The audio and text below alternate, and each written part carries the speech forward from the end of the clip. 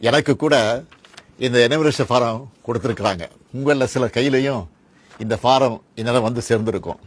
இதில் முதல்ல நம்முடைய விவரங்களை கேட்குறாங்க.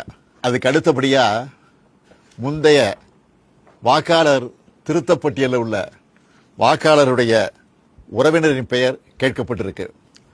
உறவினர்னா யாரு?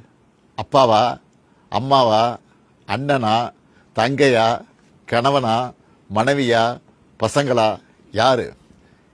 எல்லாரும் தானே வாக்காளர் பட்டியல் இருப்பாங்க. இதில் ஏதாவது தெளிவு இருக்கா?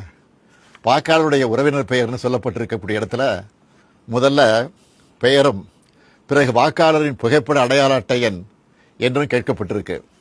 மூன்றாவதா மீண்டும் உறவினர் பெயர்னு கேட்கப்பட்டிருக்கு.